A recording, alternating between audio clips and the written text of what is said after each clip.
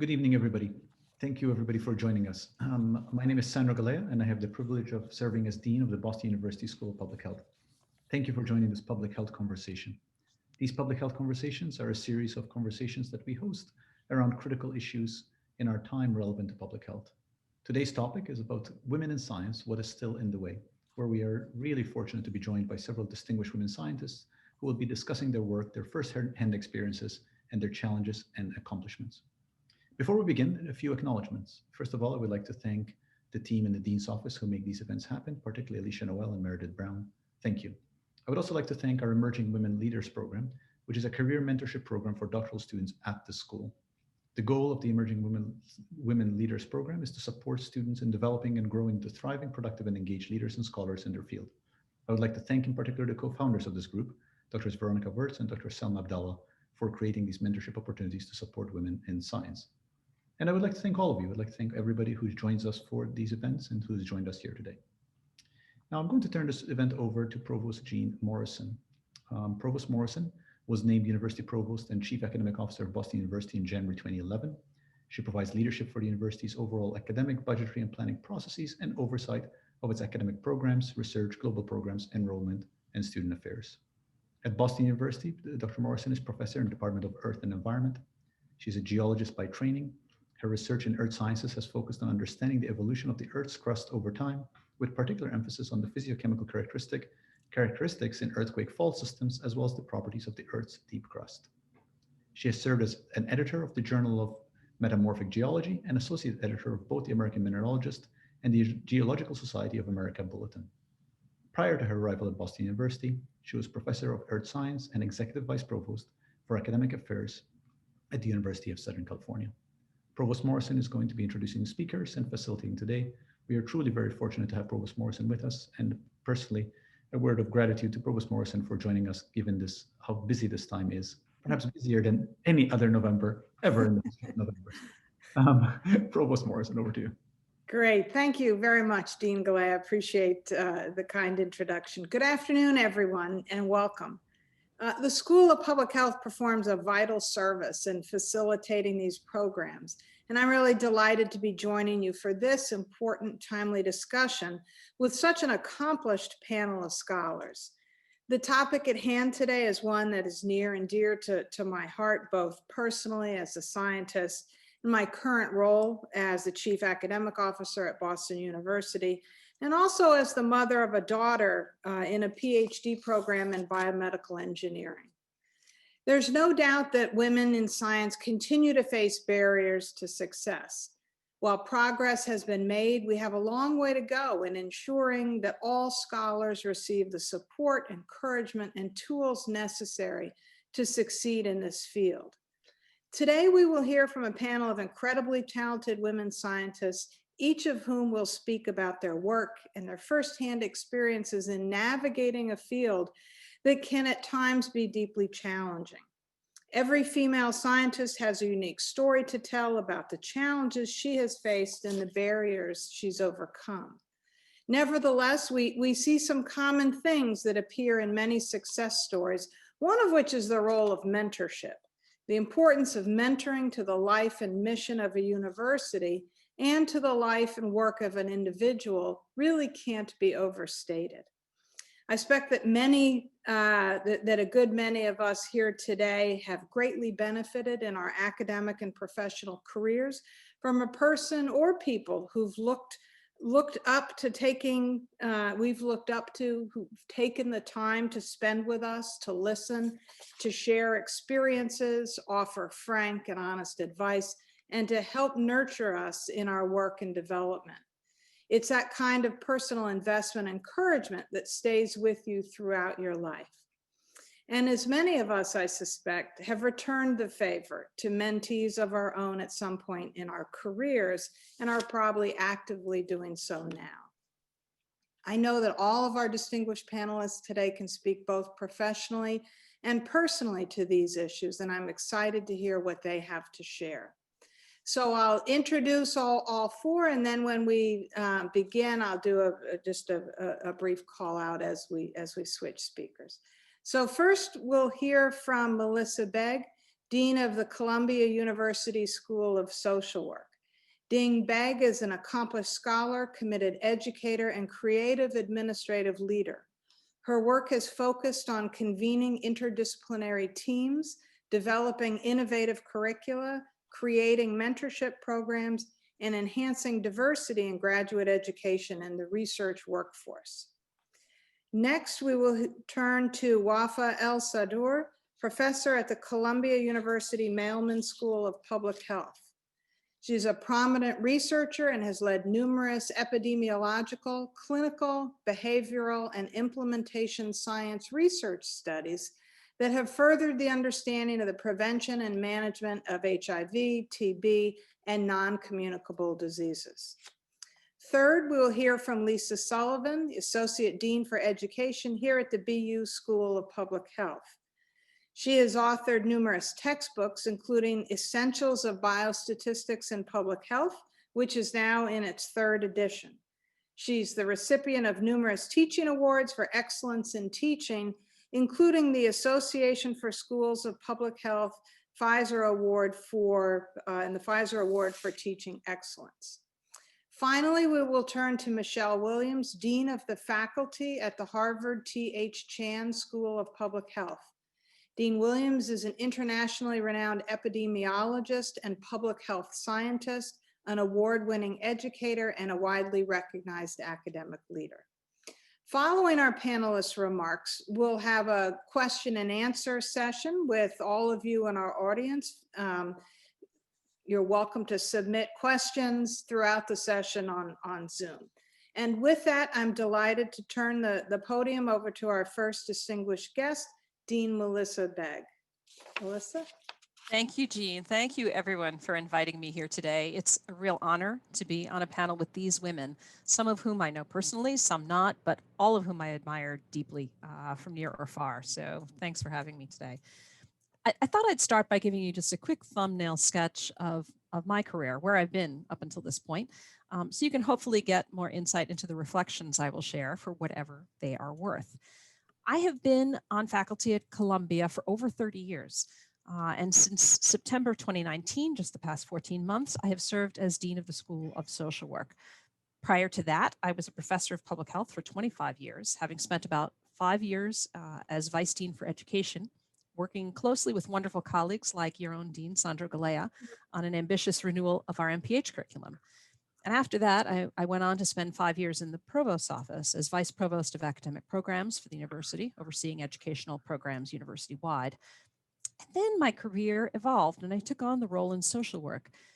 And you have to recognize that public health and social work, of course, share the same social justice roots. And I'd finally come to realize over the course of my career the degree to which so much of human suffering is manufactured. We engineer it through our policies. But if we created it, we can change it. And that's why I love being at Columbia Social Work, because I feel this is a group that's working like public health on society's toughest challenges, working on poverty and economic opportunity, on race and racism, on immigration, on technology and society, and on the aging society. And we consider both the population level and the individual level aspects. And it's a great opportunity to affect meaningful change. So I'm grateful to be there. And as I was preparing for today's session, I realized I took over from a man in every one of those 3 senior leadership positions that I just described to you. So this seems particularly salient. The subtitle for today's session is "What is still in the way?" So that question assumes that there is something or some things that are still in the way of women succeeding in science. And there's indeed, if you take a look, ample evidence of bias against women in STEM fields. Even women with the same accomplishments as men, women are viewed differently from their male counterparts. And you've seen these studies. There are studies of job applications with randomly assigned male or female names. There are letters of recommendation with male or female faculty that are written differently despite very similar accomplishments and stages of career, seemingly. They use different language, brilliant versus hardworking, different lengths, long letters versus shorter ones, and doubts raised about, yeah, so good so far, but what happens next with this individual? Teaching evaluations consistently demonstrate gender bias. And then, of course, there's that great example of musician tryouts that I love. All right. So getting a little bit away from STEM, but it's the same principle at work, right? So musicians try out for orchestras. And when those auditions are unblinded, men get the jobs in the main. But once they've been blinded, all of a sudden we get 50-50. All right. So the results are we have discrimination, subtle and not so subtle, in promotions, in compensation, and in professional development opportunities. So the upshot of all of this is that we imagine or aspire to have a meritocracy, but things really aren't all that objective at the end of the day.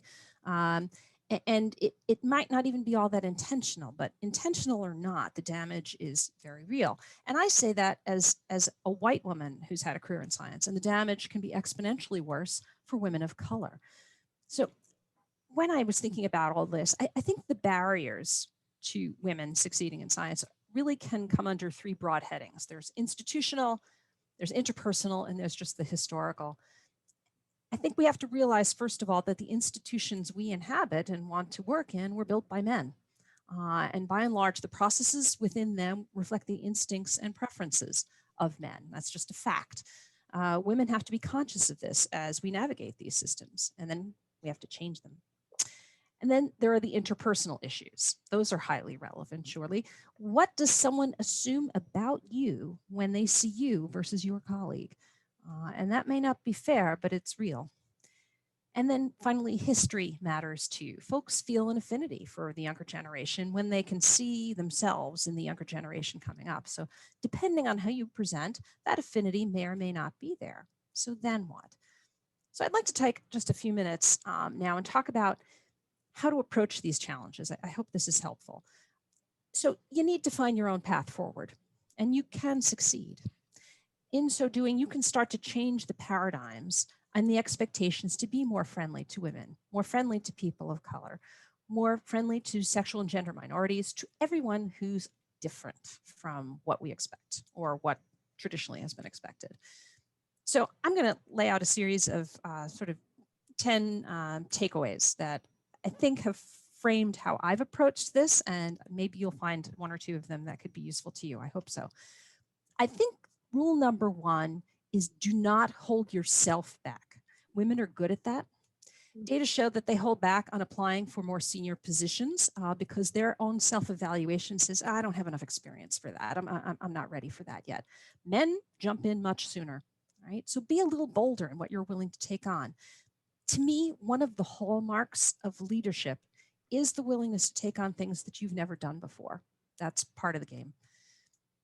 Number two, I think another rule is that you have to learn how to push back and make your point when you disagree. And I think in terms of how you do that, I think it's always good to start with a warning. Say, you know what, I hear what you're saying, but I'm going to push back on that a little bit. And you can do it politely, you can do it intellectually, you can do it firmly. Here's why I don't think that's the right approach. Here's another approach we might take, right? People might not ask you for your opinions. You're going to have to put it forward. A third tip. I think it's important to understand the difference between dialogue and debate. Dialogue is about learning from each other. Debate is about proving the other person wrong. And in dialogue, we're both trying to find the best answer to a problem together. And in debate, we're each sort of defending our own position at almost any cost. So keep that in mind when you engage in these disagreements and be prepared to change your mind along the way. Fourth rule, get comfortable saying no. People will ask you to do all sorts of things, and women in particular get asked to do all sorts of additional committee work, mentoring, and social events. That's just, it is my experience. It's also a lot of data to back that up, right? So in the moment, if you're asked to do something, it's always good to say, thanks for asking me that. Let me get back to you. Let me give that some thought. I'll get back to you tomorrow. Then figure out which of these asks actually move you towards your career goals, short-term or long-term, to what degree or another. Say yes to the ones that seem to be helpful to you and no to the rest. And when you say no, it's a good idea to list other responsibilities you've already been tasked with or that you've already taken on. So it's not a personal thing, it's a work thing. Look at what I'm already doing. Number 5, we just came from a session with some doctoral students where we were talking about mentorship. Get yourself a mentor. Better yet, get yourself a team of mentors. Find people you admire and ask them if they'll talk to you periodically. Chances are they will. It's flattering, and a lot of people want to give back, and this is giving them an opportunity to do so. Point 6 is to rely on networks. You're going to need backup. Can't do this alone. You're going to need encouragement. Develop a small posse of people that you go to, your supporters who know each other well and work together closely and can push one another forward. It's helped me enormously over time to just go to somebody that I feel very close to say, did you see what just happened in that meeting? Did they say that to me because I'm a woman? Would they have said that to my predecessor? And just hearing somebody say, yeah, probably because you were a woman. Doesn't matter whether it's true in the moment or not. Like in public health, right? We know certain exposures increase the risk of certain diseases, but we can't say in any individual case, yes, for that individual, it was that exposure that caused the disease. Same thing with this sort of bias in the workplace against women. You never know if that was the specific case in an instant, but you know overall it does. And just sort of acknowledging that and recognizing it can help you move on. Another thing we spoke about with the doctoral student group a little while ago was to be authentically you. It is just too exhausting to try to be somebody else. So definitely you do your homework ahead of time, you get others' opinions, but then you decide yourself what you think in your gut is best. And that leads me to point 8, related to point 7. You're going to be making a lot of decisions and you have to live with the consequences. You're going to make mistakes. Everybody makes mistakes. So you just have to acknowledge them, learn what you can from them, and move past them, and don't let them bog you down. There's no way around it. Number 9, getting close to the end. As you start to rise in the ranks, use your power to change the paradigm, change the model. Men created the system that we're living in right now, but we can change it. For example, I remember I was told early on to never mention my children or my family at work. All right, now Provost Morrison beat me to it. Now I do it all the time. So I have 2 children that I'm extremely proud of and that I talk about. And I mentioned it a lot, as I just did, and because this is the work life that I want to create for other people. This is the work life I want to live and that I want to see accepted out there. And then finally, in addition to your close-knit network, that posse I talked about a moment ago, find allies and sponsors to help you. So here's a quick story. It's not my story, but it stayed with me. It was from a senior woman in biostatistics, told me this story. When she first started graduate school for her PhD, she was a little bit older than I am. She was the only woman student in the department. And every, I don't know, Tuesday afternoon, they would have tea time with a seminar, right? Well, guess who every week was told, you have to go make the tea and you have to put the cookies on the table. And then after we've had the tea and the cookies, you have to clean up before you can come to the seminar. So she ended up coming to the seminar late each and every time, right? And then inevitably, the chair of the department who asked her to do this would ask her the first question after the seminar. So her name was Sally. Sally, what did the speaker say when he said this? What did he mean by this? And she didn't know because she had to miss the first half of the seminar every time, right? I learned a lot from that because she talked about, she just put up with it for a year or so until one of her fellow students, who was male, went to the department chair and said, I don't think it's fair that you do that to her every week, and I'm willing to do it. So there are allies out there who can help us. And so we need to enlist them. We need to put on a unified front. So those are my ramblings, Jean, as I start thinking about these questions. Great. And I look forward to hearing from others. That's wonderful. Thank you very much, Dean Begg. So now we turn to Dr. El-Sadr. And thank you very much. And I really appreciate the opportunity. I'm going to share screen, show some slides. Oh, which ones? I think they're these.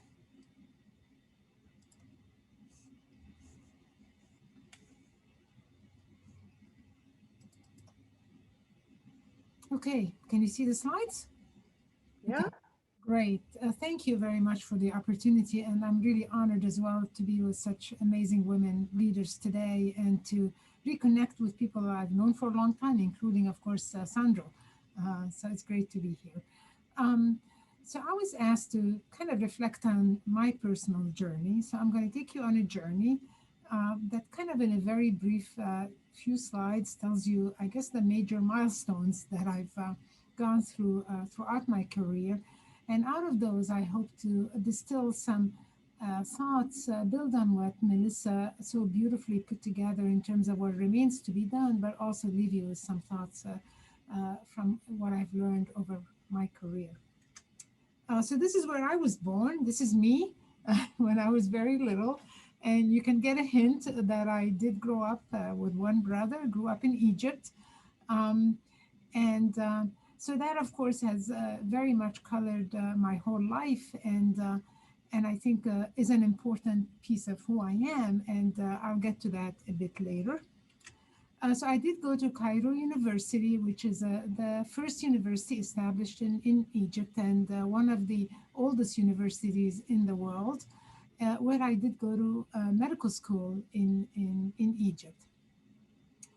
I want to just mention one important thing that has to do with my study of medicine in Egypt.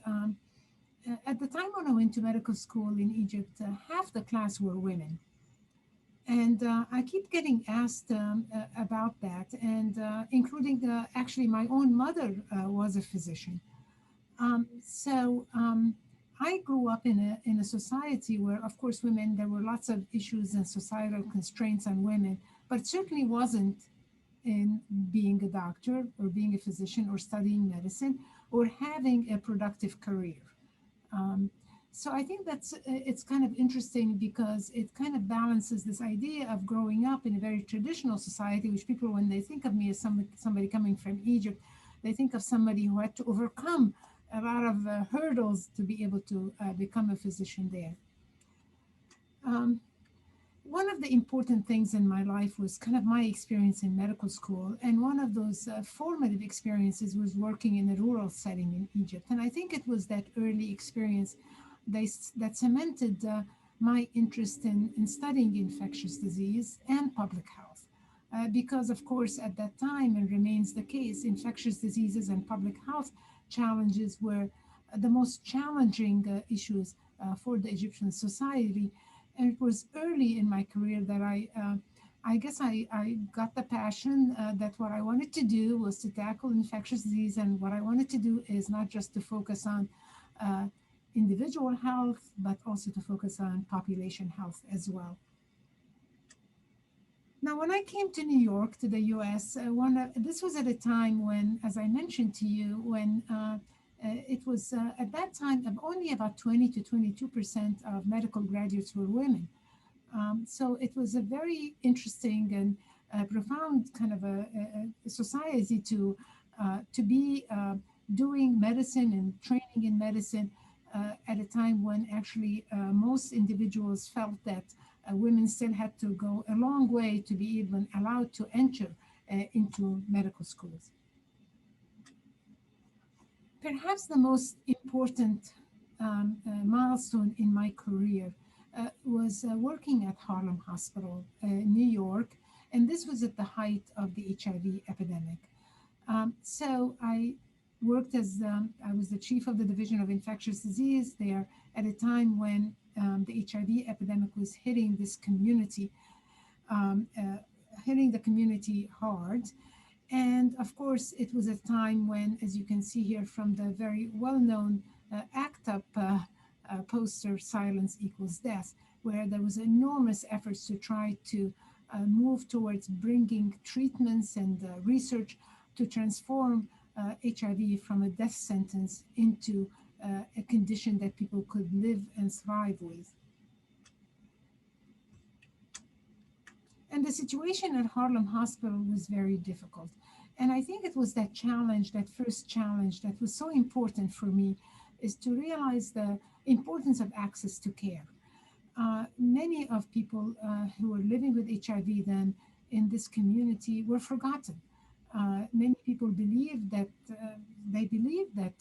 people who got HIV, particularly if they were substance users or they were women, or if they were gay men of color from Harlem, that people deserved to get HIV and therefore they did not deserve care. And it was this realization that motivated me to I guess it made me into a very stubborn person and motivated me to the establishment of the first program we had at Harlem, which was a comprehensive a multidisciplinary program for people living with HIV that dealt with all of the different issues that these individuals and families had to deal with day in, day out. And if you think back at that time, these communities were disenfranchised. They were really forgotten in terms of even the HIV response itself. The other important milestone at that time was the issue of access to research. And again, for similar reasons, it was felt at that time that research could only be done at academic institutions, traditional academic institutions, and it could never be done in a community setting. And therefore, for my own patients and their loved ones, they could never access research studies, and that research, and often research was the only way to get early access to life-saving treatment. So it was this other important milestone that enabled me at that time to work with my colleagues to be part of this community programs for clinical research on AIDS, which was funded by NIH, and the very first program funded by NIH that actually supported the conduct of rigorous research in the community in settings like Harlem Hospital. And I think it was with great pride that I can say that we were able to work together with the community to overcome enormous challenges to engaging the community in research. We had to work very hard to overcome decades and decades of mistrust in research due to obviously abuses of research in the past, and to be able to build a strong research program in this context. What followed then was, after we established the work in Harlem, is that I came to realize, and the world came to realize, there was a raging global HIV epidemic around the world. And while at that we began to have life-saving treatments here for people living with HIV in this country, there was this enormous disparity of millions and millions of people living in, particularly in sub-Saharan Africa, who had no hope whatsoever. They had absolutely no access to treatment. Actually, many believed that it was not wise to bring treatment there.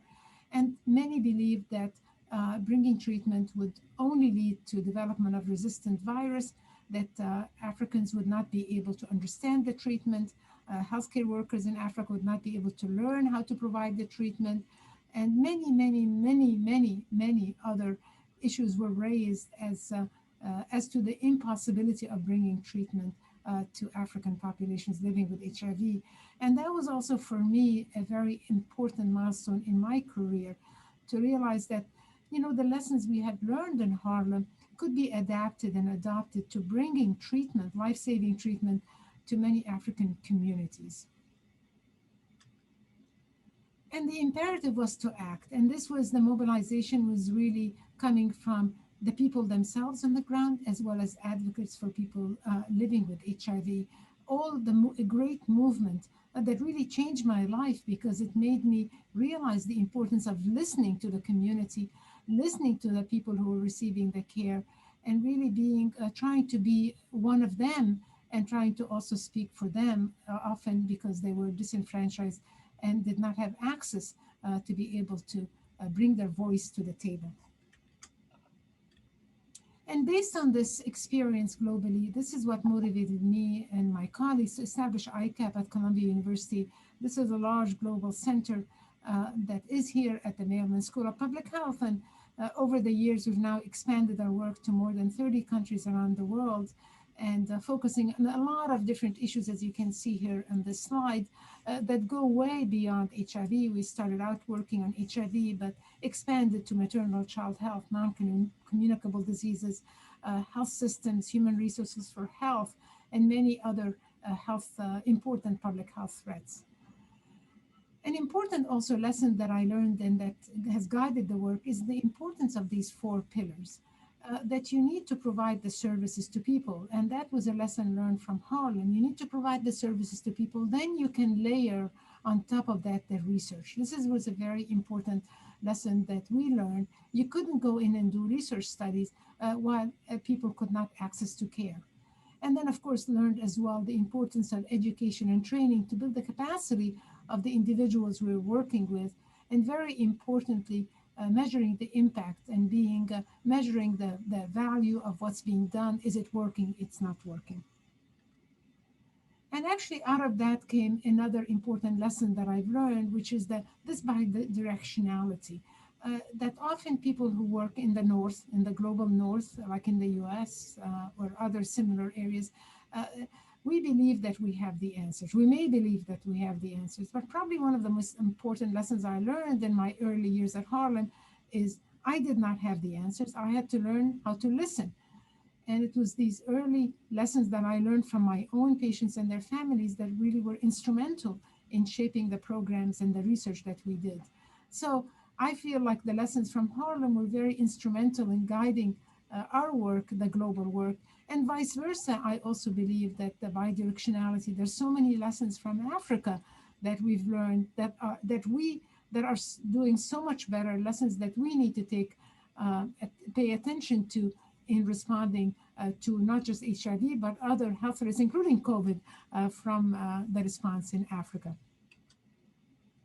And then came COVID. And I think it's hard to, I feel like my life has been really sort of shaped by two epidemics, and now we're living two epidemics, or I'm living two epidemics. All of us are living through two epidemics at the same time, probably for the first two pandemics at the same time, probably for the first time in history. The HIV pandemic continues, it's not gone away. And now we have, in addition, the COVID-19 pandemic that is affecting all of us on this call and the global community overall. And it was the same lessons that we've learned in terms of the HIV pandemic that have also guided us at ICAP in terms of the response to COVID-19 around the world, focusing again on building the capacity of the people on the ground, helping them to take the solutions that they have and then trying to assist them in taking those to action. So let me end by what remains to be done. And this is just summarizing what I've just said. I think there are lots of biases that remain, and we have to really acknowledge those. And there's biases against women, there are biases against immigrants, there are biases against foreign graduates that often, there are even biases against those who are graduates from, I don't know, the Ivy Plus or Ivy League institutions versus those who are not. And there are also, of course, biases against people of color. So there are multiple biases, and they all interconnect and interrelate to each other. And I'm cognizant that if we don't overcome these biases, it's more than women. It's all these other interrelated issues that often come to play. I think also another issue that remains to be done is there's an appreciation of certain types of science as being of more value than other areas of science. And you see that everybody thinks what they do is more important. If if you're a basic scientist, that's really where the science is, and there's an underestimation of clinical research and clinical science until you have to do it. Then you realize how tough it is. And there's also as well population science and implementation science that are often thought of as less rigorous. And the challenge is how can we, because we know that women and others are very interested in all areas of science, and we need to work very hard to bring across the value of each area of science. I think Melissa touched on this, the diminishing women's unique personalities in the way of working and leading is very, very important. There is this, this need or this compulsion to have women be molded into what they should do or how they should behave and how they should lead. I think raising the issue of work-life balance, I very much, and we discussed this in the prior session, is I feel like unfortunately this issue is raised with women. It's not raised with men as often as it is with women. And I push back whenever anybody mentions the issue of work-life balance. Many times people have told me, oh, you work so hard, or you're so busy, you can't take this on. And my answer is, yes, I can, because nobody asks a man if he's too busy and can't take it on. I think also the recognition of women's unique capacity to bring people together and nurture others. And that's a value that's often forgotten. The ability to bring teams, to nurture teams, and to is very important and needs to be appreciated.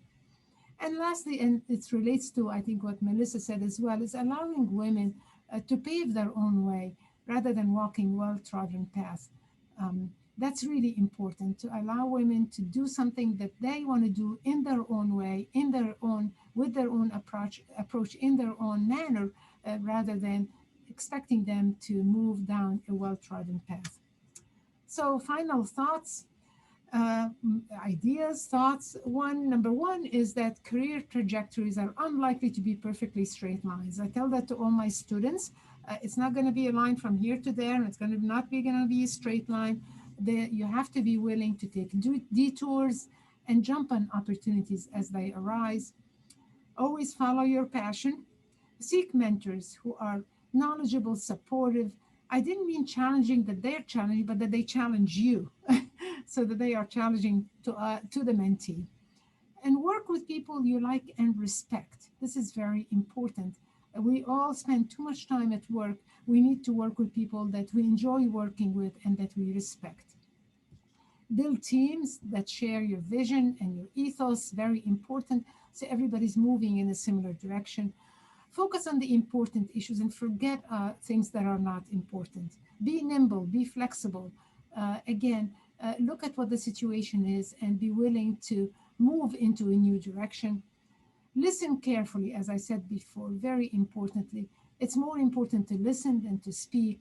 And it's really important when you're working across cultures, whatever they may be in the United States or internationally, to be willing to listen rather than to walk in ready to speak. Connecting the dots is very important. Connecting people to each other, connecting problems to each other. I think that's also very helpful. And last but not least, I always say, if you believe in something, never take no for an answer. Thank you very much. Appreciate it. Great. Thank you very much, Professor El-Sadr. That's great. I like that last point. So we turn now to Dean Lisa Sullivan. Lisa?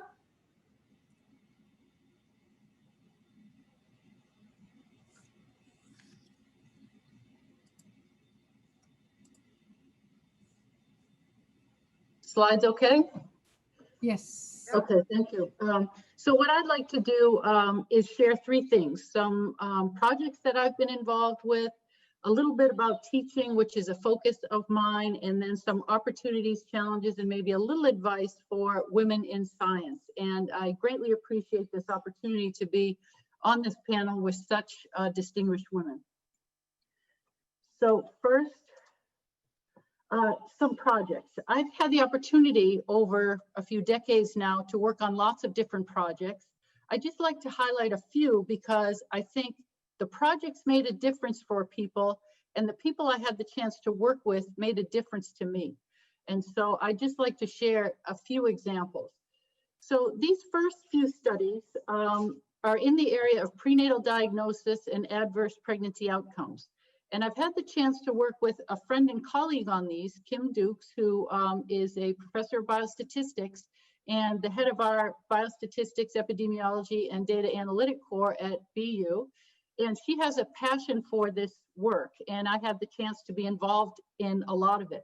And the first study is a clinical investigation looking at screening for Down syndrome. And at the time that the study was done, the standard of care was second trimester screening, which wasn't very accurate.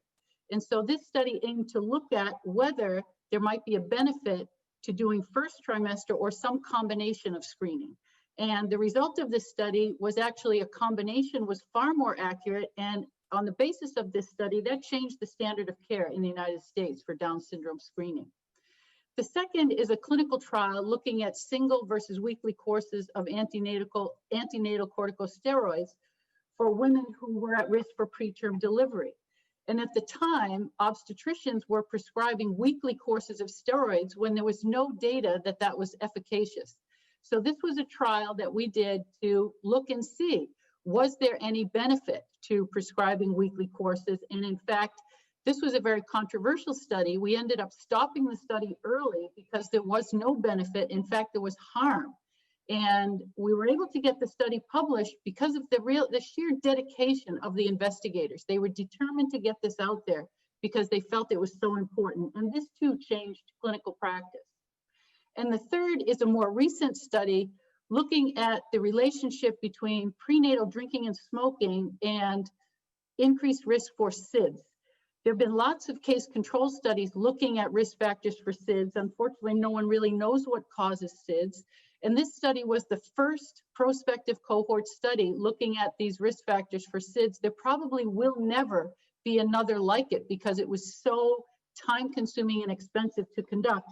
And I think this too will shed light on this really important and very devastating condition for women and families. The next set of studies come from the Framingham Heart Study. I've had the great opportunity while here at Boston University to work on the Framingham Heart Study. And the first project that I want to highlight is the National Cholesterol Education Program.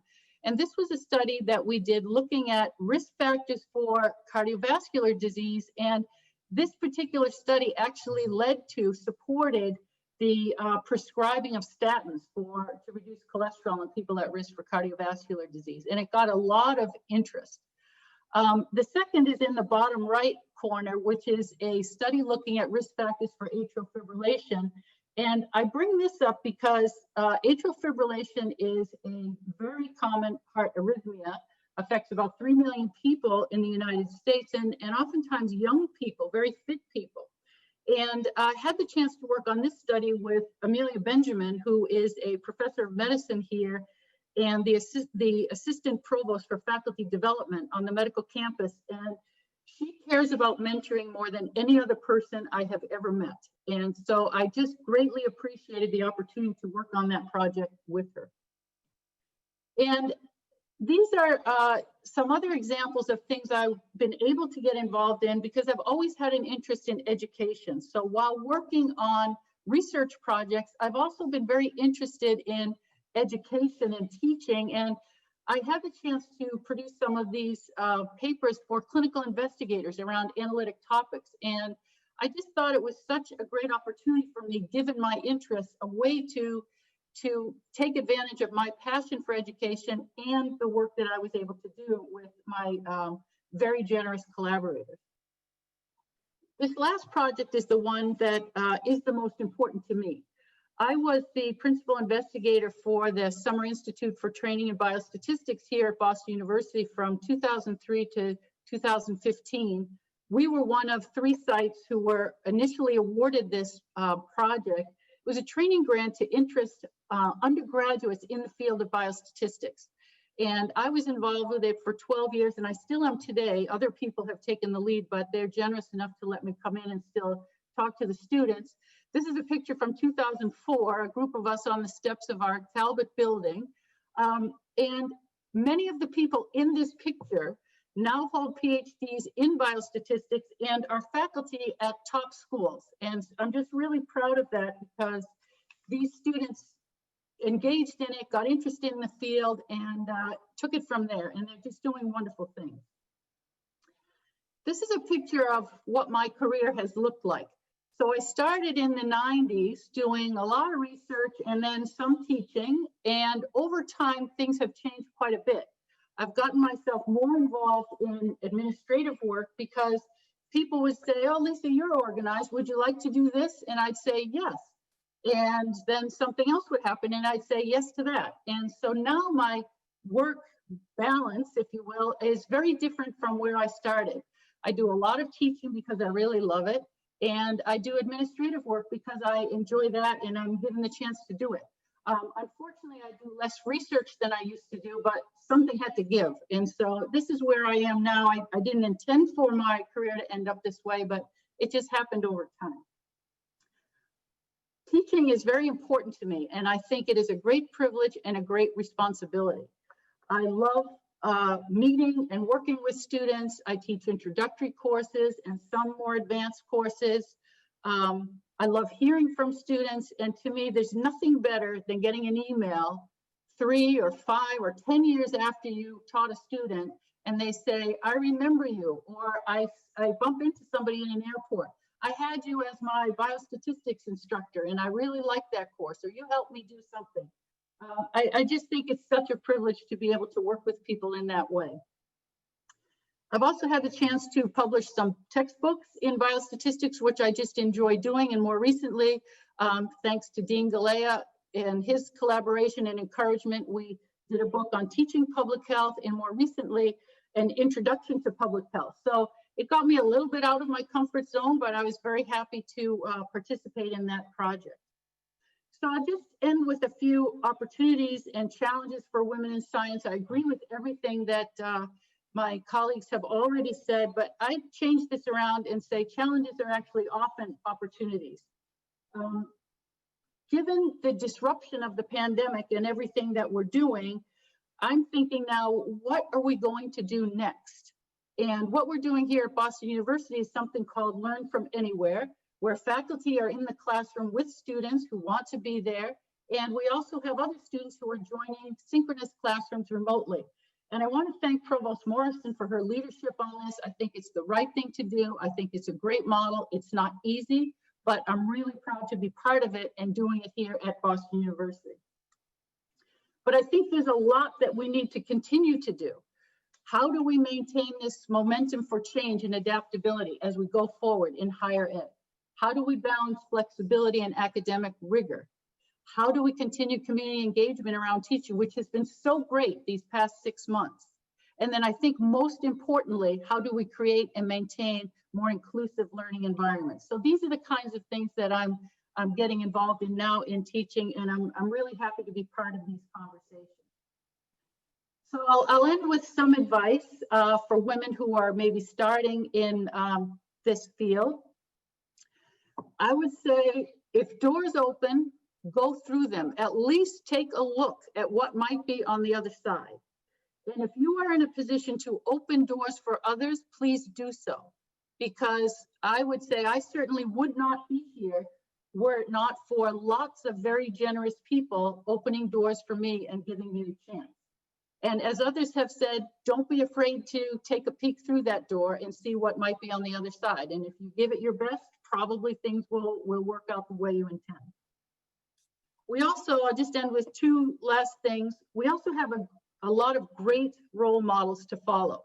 This is a picture of Marie Curie. She was a Polish physicist and chemist. She did work on radioactivity. She was the first woman to win a Nobel Prize, the first person and only woman to win the Nobel Prize twice, and the only person to win the Nobel Prize in 2 scientific fields. I'd argue she probably had more challenges than we do today, yet was able to accomplish all of these things. And she's quoted as saying, "I was taught the way of progress was neither swift nor easy." And then last, the distance to equal opportunity for women in the face of pervasive social, cultural, and legal roots of sex-based discrimination remains considerable. I had to end with the notorious one and thank her for all of what she has done for us and gotten us to where we are today. Thank you. Great. Thank you, Lisa. That's wonderfully animated. Thank you very much. And finally, we turn to Dean Michelle Williams. Michelle? Thank you, Provost Morrison. And thanks for the great presentations from the women panelists before me. I really appreciate the opportunity to be a part of this critically important conversation. And the approach that I'm going to take is I'm going to look at the second part of the title of this symposium, What is Still in the Way, and try to offer some reflections about what the challenges are and where the opportunities are, both for institutions and individuals to promote and support women leadership in STEM. So women in science, there are, as we all know, a multitude of issues. We've heard many of them, and in the session before we discussed several of them. The multitude of issues when it comes to women in science taking our esteemed and well-deserved space at the leadership table. We could argue right from the start that our analytic abilities are underestimated and that this begins a vicious cycle that tracks young women away from math, engineering, and science studies. And that tracking perpetuates a male-dominated culture in these fields. There's also the reality that some women choose work-family balance over the pursuit of certain career tracks. Tenure track, parenting in particular, can be considered as uniquely burdensome for some women academics. And I can certainly speak from personal experience that that is a topic that is often brought up. But to attribute the lack of women in science to personal choices or pipeline issues doesn't tell the full story, because gender bias in science is sadly still very real. And we talked a little bit about this in the session before, and you've heard reference to this in the previous remarks. About 5 years ago, 3 female scholars from the University of California, Hastings College of Law, published a really incredible body of research on some of the biases pushing women out of STEM careers. Core patterns of discrimination by both gender and by race that still sadly holds true today. The first of these biases that they talked about is labeled "prove it again." That 2/3 of women interviewed for that study reported that they had to do just that, to prove themselves over and over again, because their expertise was perpetually called into question when that was not the experience of their male counterparts. The second bias is the tightrope, that tightrope that women in science have to walk as an obstacle in their career. It's a tightrope that I'm sure is familiar to most of us, walking that fine line between being perceived as too feminine or too masculine. And in fact, 34% of scientists surveyed reported feeling pressured to play a traditionally feminine role in their career. And 53% reported backlashes for displaying stereotypical masculine behaviors, such as being assertive. Third challenge, motherhood, also perceived as presenting an issue. We all know the reality. Professional women hit a wall once they have children. Career opportunities start to dry up, and working mothers' dedication and capabilities are questioned owing to stereotypical societal roles, or as we heard before, stereotypical not even being offered opportunities for career advancement.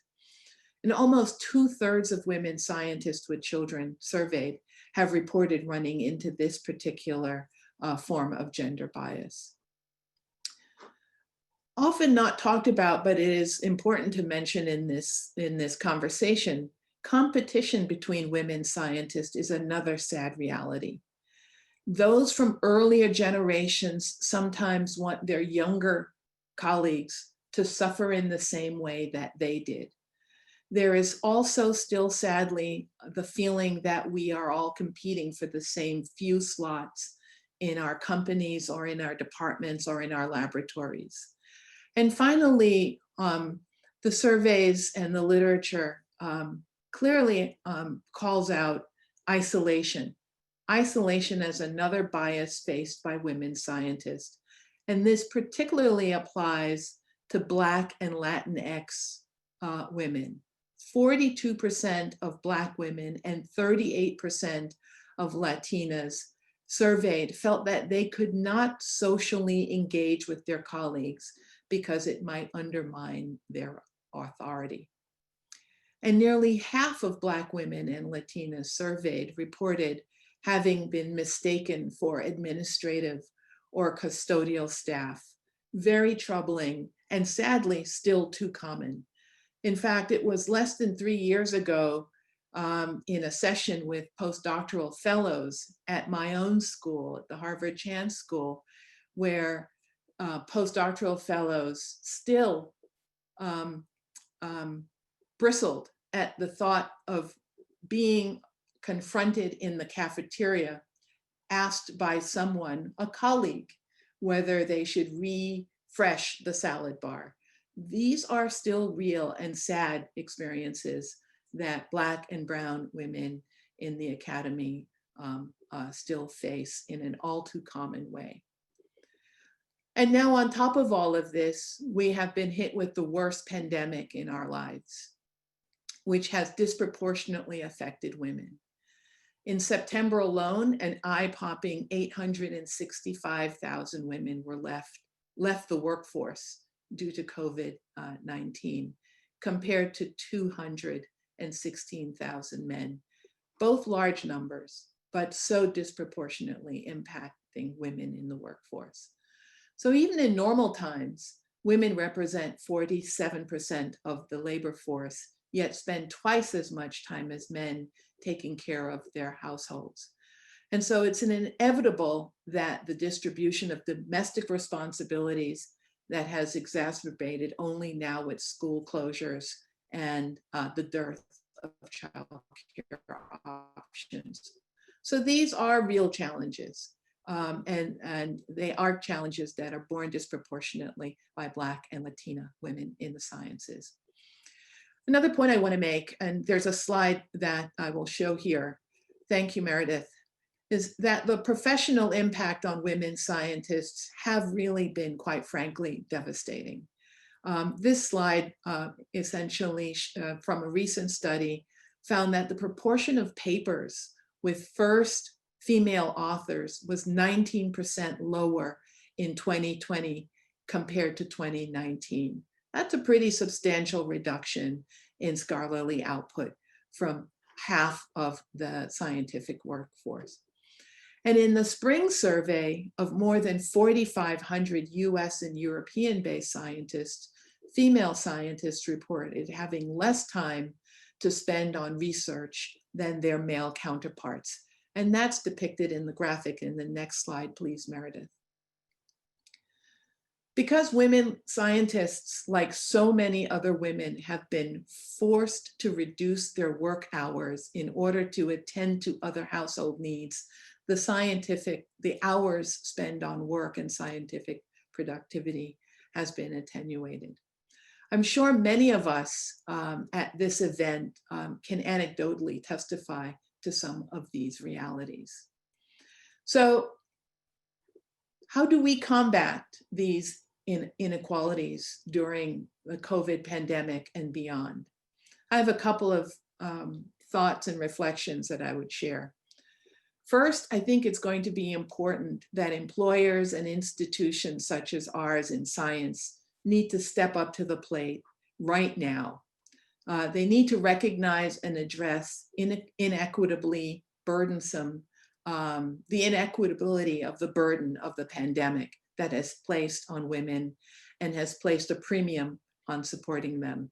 Our response has to be vast and rapid, but it also does have to place a premium on supporting women who have an extraordinary burden as a result of this pandemic. And that might involve supporting them through having flexible hours, more generous leave policies as two examples. Compassion and action is needed, and is needed in ways that amplifies the work that we've been doing to bring equity into our institutions before COVID. More broadly speaking, institution-wide diversity, inclusion, and belonging efforts have to be accelerated if they've not been started in our institutions. Structural biases need to be addressed. They need to be called out and more forcefully and rapidly addressed. And gender wage gaps, which still exist, have to be eradicated. Family-friendly flexibility without judgment and with family-friendly benefits like childcare and longer leaves are going to be a very important part of an equitable agenda coming forward to support women. And women in science need to be seen and need to be heard. This has been alluded to. We as scientists and as leaders in the STEM fields must be proudly out front. We must raise our voice, must take a space on the center stage, be on stage at conferences, to be interviewed for news articles, to appear on TV and social media, to lead meetings within and outside of our own organizations. By becoming more visible, by having your voices amplified and heard, women with much needed role models and mentorship for those coming behind us. We can't do that by being quiet and unseen and unheard. We also have to work to empower each other, because gender is not and should not ever be a precondition for working in science. But one thing I'd want to be really clear about, it's not just the responsibility of the female scientists to lift up female scientists. And this was a point I tried to make in the early session. This is a point I also want to share with you, a recent experience we had. We recently had Ed Young, science writer from The Atlantic, come to the school and give a session with us. And he, hands down, is one of the most prolific scientific storytellers of our time. Ed always provokes thoughts in his writing, and he always opens up complex scientific material for more people to consume. And at the event last week, he said something that got me thinking about this being everyone's responsibility for uplifting female scientists. He recalled an article that he wrote a few years ago about his own responsibility to fix gender imbalance in his reporting, as well as the media's responsibility in general to offer a more balanced view. And he explored and laid bare the disparities in the number of women and men, the number of men and women quoted. In the way in which there were quotes being used, he had a course correcting experience where he realized that he had to take explicit, intentional steps to look for quotes and identify those voices from women, scientists of color, as well as voices from the LGBTQ, disabled and immigrant communities. He had to be intentional in bringing those voices forward in his own scientific reporting. And what struck me about Ed sharing this experience was he initially didn't think that he was part of the problem, but he ultimately took ownership and said, and I'm quoting him, "I assumed that my passive concern would be enough. Passive concern is never enough." Ed took the responsibility and gave greater voice to the many different components and constituents who are yet voiceless. And that includes women, women of color, disabled, and immigrant scientists. And because we can't do it alone, that is women, women of color, immigrant scientists, LGBTQ, we need everyone to realize that they have a role in playing in correcting the processes of inequity. And so we need to be heard. We want to be heard. We deserve to be heard. And now, especially more than ever, we need all hands on deck in addressing inequality. Thank you. Great, thank you, Michelle. I'm delighted you showed that graph about the change in the rate of submission of articles. I think that's going to be a really critical piece of hard evidence as institutions look at the array of challenges that we face post-COVID in terms of what have the impacts been on faculty. That really demonstrates an immediate issue that's going to require a lot of attention. So thank you to everyone. I think I hope the sense of the breadth and depth of experience and knowledge that our four panels have is really extraordinary. One question I would have to all of you before we go to the questions that have come in is, you know, there has been progress. I remember when I was a junior faculty, you could not speak about the challenges that you felt as a woman and an underrepresented woman on the faculty. But then in 2002, the report at MIT that Nancy Hopkins led around the role of women in sciences, made the subject one that really was open for discussion, and that brought about an important series of changes. Do you have the sense that we're in a moment where there's opportunity for another set of important changes? And how do you sort of look at the next few years and the future for for how we change the landscape for the next group of women who are coming along? Melissa, would you want to? Sure, sure, Jean. I do think. Well, I'm a hopeless optimist, if you will, and I do believe we're at a moment when we are poised for change because of just the constellation of circumstances we've all seen unfold over the last 6 to 8 months. I think people are feeling much more I can't explain it. There was a great op-ed by Jenna Wortham in the New York Times about this, but why have we all been so moved, especially with Action for Black Lives and Black Lives Matter and COVID activities? I think that we have a moment that, as people are saying, could turn into a movement. And I think if we push forward, we have to push forward on all of these fronts. We have to push for equity on all of these fronts. And I do believe there's appetite now, perhaps more than there has been in recent years. And if we don't act now, we could lose that momentum. So I have a feeling this is a particular point in time that we have to capitalize on. Great, thank you. Wafaa, would you want to speak to that? I am also well known to be an eternal optimist.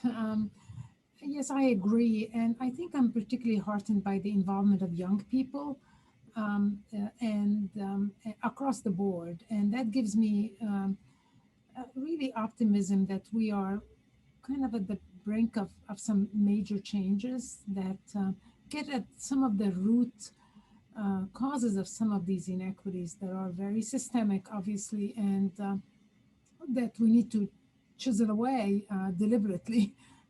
And I think the engagement by young people and their activism is something that I think is very heartening. And I'm hopeful that this momentum will take us hopefully to a much better place. Great, thank you. Lisa? Yeah, I feel optimistic as well. And I think the story that Michelle just gave about someone saying they're a passive supporter and recognizing that that isn't enough, I think that's where we are right now. And I think we have to have patience with each other, that not everybody understands all the issues. Even if we're on the right side of things, we have to help each other understand what more it's going to take. Because I think people do have the will and the interest to make things better. Sometimes they just don't know what it's going to take. So I think those people who are far more educated around these things, I'm not trying to put it on them to bring everyone else along, but I think there's goodwill and we can make change. We just have to keep talking and open these conversations so that we can figure out what action steps we can all take together. Great, thanks. And Michelle? Yeah, thank you. Michelle Bachelet was a recent speaker at the school, and she used the statement that I'm going to share with all of us. And then she calls herself a strategic optimist. Mm-hmm. And I think that's what all of us on this panel has shared. And I will underscore what Lisa just said. I think what is different this time is there is an awareness that being a supporter, being even reckoning, but not appreciating the distinct privilege that has been enjoyed by some and not others, and moving to correct that in an intentional way. This feels different. There is a reckoning that is happening on a scale and at a depth that we haven't seen in this country. And I would say, based on what Michelle Bachelet is sharing at the UN, I would say across the globe. Yeah, very nicely said. I agree. I think we've got time for a couple of questions. Sandra, are there particular questions we should Well, ask our panelists to speak to? thank you, Provost Morrison. There's a cluster of questions about mentorship, and maybe if I can just bundle them this way to try to address as many of them as possible. So questions are, how would you recommend finding a mentor? How would you recommend approaching women with the intention of them being your mentor? And then there's a subset of a couple of questions, which are, how do you deal with it if the people you're approaching might find it intimidating that younger women are more ambitious, and potentially it may be harder for young women of color? Maybe sort of that constellation of questions. Who would like to take that one? I'll try to start. Okay. I think maybe I'll take the last bit. I did see the question, what if you're approaching someone, and maybe this is my own interpretation of the question, who might be a little bit older and intimidated or feel that the younger person might be too aggressive or a little bit aggressive in their approaching a person. I would say be patient with some of us. You know, we want you to be successful, but it's just as in every interaction, you have to try to understand where the other person is coming from. So don't take no for an answer. Keep talking and make your position known. Ask the person what it is you're after, and try to develop the relationship. But just because you're coming at something from different places doesn't mean you can't get to the same place in the end with some good conversation. Yeah. I can add, I mean, I think that a successful mentorship relationship requires hard work by both the mentee and the mentor.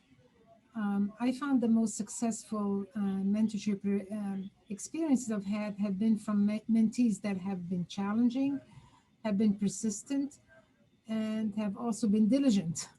Because I think it's kind of this relationship, the give and take, and the ongoing connection that I think makes a mentorship relationship successful. So I think it's hard work on both sides. It's not just for the mentor, it is also for the mentee as well. Great.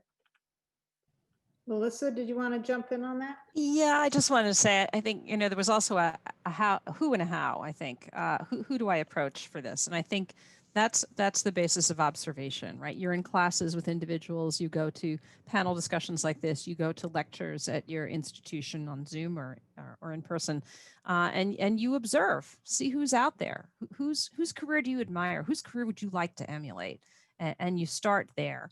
And then, as I said, I think it's best to approach a couple of different people, and people fill in different gaps in what you need to be successful. So I think the team mentoring approach is a good thing. And then in terms of how to approach them, I want to underscore what Lisa said about be patient. It's a matter of trying to find out, what do you need out of this and what do I need out of this? Because it's got to be mutually beneficial.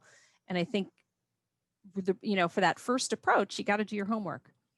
This is why I'm approaching you. This is what you've done in your career that I would like to do as well. I'm really impressed by your work in this particular area. Come with a speech about why you've chosen that person, and then lay out some ground rules. Like, I'd like to talk to you once a month, or I'd like to talk to you quarter. Give some parameters such that that you have somewhere, that person has somewhere to start. They know what you're looking for. You know what you're looking for, and that just makes the conversation easier, because otherwise, the person might be thinking, well, what do you want from me? I don't know how much I can give you. Just be really explicit, and then respond if they want something a little different from what you want. But it's taking that first step, and you'd be amazed at what can happen from there. If I may, because Melissa's point is a really important one. My newest mentor came from a recommendation from one of my oldest mentors. I was at a place where I clearly needed to grow and learn. And I went to one of my oldest mentors and I said, I'm at a place where I really think I need insight into an area that I have not lived or worked in yet. And who do you think I should go and speak with? And you end up realizing that there are webs that can be brought together from a previous mentor or current mentor to future mentors. And I ended up having a few opportunities of listening to this candidate mentor talk.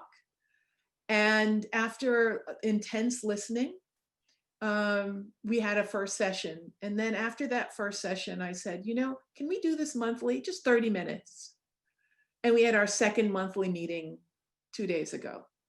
So, one of the things that you learn over time is you will grow out of some of, if you're developing, you will grow out of your mentor number 1 or N. And those N's can give you your N+ mentors, because it's a web, it's a community, it's a relationship of a number of mentors who will be with you across your journey. I would just add, I think that's an incredibly important point. Sometimes if you want to move to a different level in the administrative structure, you may need someone who has experience at that level, and sometimes it may be hard for the mentor to see you go, and it may be hard for them to really push you out of the nest up into the next level. And so that's why I think it's important for you to reach and find it. Hopefully it's an additional mentor, but sometimes it's not. And Michelle, you've just touched on too, and you too, Jean, that we like mentors too. I mean, the mentorship is useful at every career stage. There's always somebody who has something to contribute to your thinking. And it's wonderful when that comes together. Mm-hmm. Maybe Is there another question or two? There are actually an abundant number of questions. Let me take one from Jessica Fetterman, which I think builds a little bit on something Dean Williams said. So recognizing that women face many more challenges with the COVID crisis than their male colleagues, how can individuals and institutions work to address the inequities that are likely to widen as a result of the pandemic? Yeah, well, Provost Morrison made a really important point when she basically said managing the impact that COVID has had on the cohort of junior faculty in particular is not going to end with COVID. This is going to be a cohort effect that institutions will have to make allowances for when they evaluate and assess individuals whose careers at such an early vulnerable stage in their career has been impacted by this. And I don't think we have all the answers yet, Jessica, but this is where it is important for the institution and the leaders in institutions now to begin to think creatively and thoughtfully about how to mitigate the harm that these disruptions have had on the career. It's not going to be like the cohort before COVID. It will look different, and the dossiers and the way we assess them will be different.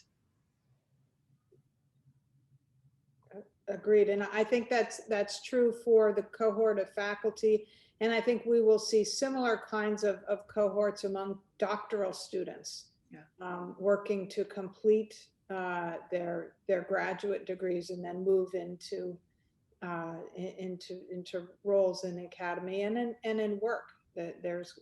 We've got a lot of work ahead of us to sort this out for not only junior faculty, but students as well. Shall we move to a different question? This one's from Veronica Wirtz. Can you talk about unique opportunities in your institutions, or presumably others that you're aware of, that the pandemic and racial justice moment, has highlighted about ways to address institutional barriers to diversity in leadership positions? I'll start with this one because I think it's one that's really important. Academic public health, and some of you, Sandra, I know you've heard me speak to this before. Academic public health, the pendulum really swung towards the more methodologic and technocratic aspect of what we do.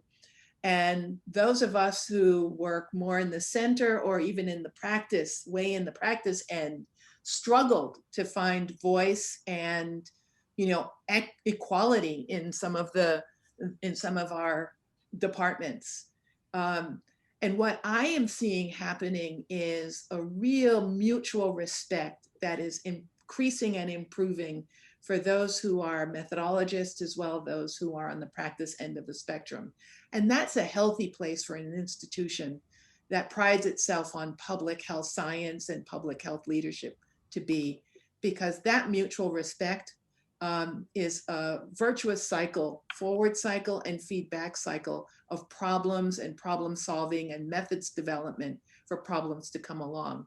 So I think it's a really good thing. And I think that balance between methodology and practice will actually create a more inclusive environment, particularly for Black and Brown scholars who come wanting to solve problems in communities and be involved and engaged in community, engaged science and practice. I'd like to add to that too, if I could. Sorry, Jean. Good. No, you go. So I'm proud of my institution at the moment at Columbia. It's a new day, it feels like to me. And, you know, early on in the summer, right after the murder of George Floyd and too many others, and the protests that began for racial justice, the Provost office came to the School of Social Work because we have a long history of teaching through a lens of what we call PROP, Power, Racism, Oppression, and Privilege, and asked us to generate a training for faculty, a mini institute to address anti-Black racism. And that was offered for the first time this summer to faculty from across the university who volunteered.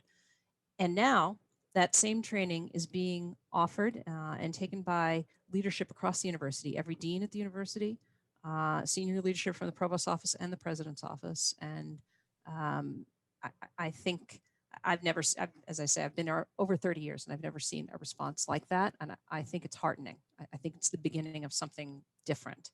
And finally, the university has offered funding for cluster hires in the area of scholarship on race and racism, which many of us are taking advantage of to build up strength in those areas and to tackle this from so many different aspects. And it's wonderful to see. Maybe one last question, just grouping a few questions together. Recognizing the biases, tightropes, family issues, competitive processes that have been discussed, what do you think needs to be done to really ensure success for women in science? What needs to be done to affect the kind of culture change that needs to happen? And do we need to rethink some aspects of how we do science? I actually would love to hear the answer to that from all of you. All right, who wants to jump in on that one? I can try. I mean, I think, and maybe I touched on it a bit in my presentation as well, is that I think the way we've thought of science, or most of the way people think of science, is kind of one individual digging deep. You know, it's like you kind of focus on your one individual, and you, as a scientist or as an aspiring scientist, and you focus on one small thing, and the deeper and the smaller it is, and the deeper you go, the further you go in your career. And that's, you know, I think there's a need for a transformation to happen. And I think some of you touched on it, a transformation that starts with, you know, what are the problems? What are the big problems that we're facing as a country, as a society? And what are where can science contribute? The broadest sense science can contribute to addressing some of these issues. And I think if we start that way, we will be able to build science that is much more inclusive of different disciplines, much more inclusive of people coming from different backgrounds. It will be much broader in its scope, rather than perpetuating the narrowness aspect of now that I see in science. And I feel that that offers a hope in terms of trying to think kind of outside the box in terms of how we conceptualize scientific endeavors in the future. I also feel that this approach will match well or mirror well to some of the strengths that women scientists have. I think, you know, I'm not saying that it's only exclusively women, but women tend to enjoy working with others in teams and so on, focusing on broader issues than narrow issues, and like this multidisciplinary approach. So that's one way that I think we might be able to use this moment to think differently about science. If I could just add, Wafaa, I think that's a very good characterization. I would just add, I think culture is very important, and in the pursuit of rigor and the aggressive pursuit of the self-correcting nature of science, where there's a lot of contention and pushing to ensure that we're getting to the truth. I think we have confused that rigor with a kind of mean-spiritedness.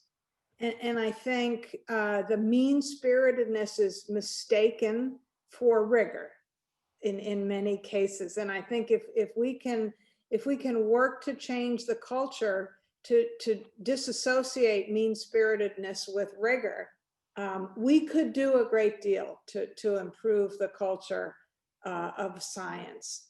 It's possible to be rigorous and generous of spirit at the same time. Beautifully said. Well, that seems like the perfect ending for this conversation. Let me end on a few thank yous. First of all, as we noted in when we advertised this event was timed to coincide with the publication of Dean Sullivan's latest book, and I want to thank Lisa both for the work she's done on that book, but also for giving us the opportunity to do this as a way of marketing your book. So Lisa, thank you. Number two, I would like to acknowledge the audience for joining us for this. There were many more questions that we could ever get to, and I think it's really a mark of an excellent event when there are so many excellent questions. I want to say thank you to the audience. And number three, I want to say thank you to the panelists. I've had the enormous privilege in my life of learning from each and every one of you. And again, I've learned a lot from all of you today. I sort of feel like this panel should be required viewing for everybody in the academic world, anybody who actually cares about these issues. So thank you to all of you. Thank you for making time in this busy fall, the day before an election of some consequence. Perhaps it was good for all of us to be distracted. Yes. But really, most importantly, thank you for teaching us. I am eternally grateful to all of you. Thank you, everybody. Have a wonderful day. Thank you. Thank you. Thank you.